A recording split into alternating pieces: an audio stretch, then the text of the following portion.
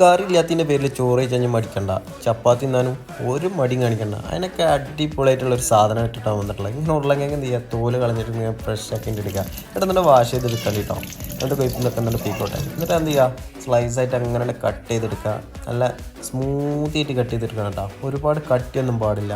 ആ കറക്റ്റ് അളവിൽ അത് ഇങ്ങനെ ചട്ടിയിൽ കിടന്നിട്ട് വേവാനുള്ള സാധനമാണ്. മൂടിയൊന്നും വെക്കാൻ പാടില്ല. അതുകൊണ്ട് പുഴുങ്ങിയ മാതിരി ആവാൻ പാടില്ല. അതുകൊണ്ട് എന്ത് ചെയ്യുക, സ്ലൈസായിട്ട് നല്ല കട്ട് ചെയ്തിട്ട് ഒരു പാത്രത്തിലോട്ട് മാറ്റാം. എന്നിട്ട് അതിലോട്ട് എന്ത് ചെയ്യാം, കുറച്ച് ഉപ്പിട്ട് കൊടുക്കുക, കുറച്ച് മുളകും പൊടി, പിന്നെ മഞ്ഞൾപ്പൊടിയും കൂടെ ആഡ് ചെയ്തിട്ട് എന്ത് ചെയ്യാം, നന്നായിട്ടൊന്ന് മിക്സ് ചെയ്തിട്ട് ഒരു 5 മിനിറ്റ് 10 മിനിറ്റ് റെസ്റ്റ് ചെയ്യാൻ വെക്കുക. അതിനിടയിൽ നിങ്ങൾ എൻ്റെ ചാനലൊന്ന് സബ്സ്ക്രൈബ് ചെയ്താൽ കേട്ടോ.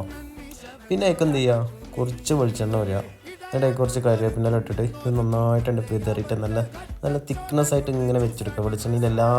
വെളിച്ചെണ്ണയിൽ പതിയുന്ന ഭാഗത്തിൽ. അപ്പോൾ ഇതേമാതിരി കിട്ടും. എന്നിട്ട് നിങ്ങൾ ചപ്പാത്തിക്കോ ചോറ്റിക്കോ ഒന്നും കൂട്ടിയോ കഴിഞ്ഞാൽ വേറെ ഒരു സാധനം വേണ്ടിയില്ല, അത് മാത്രം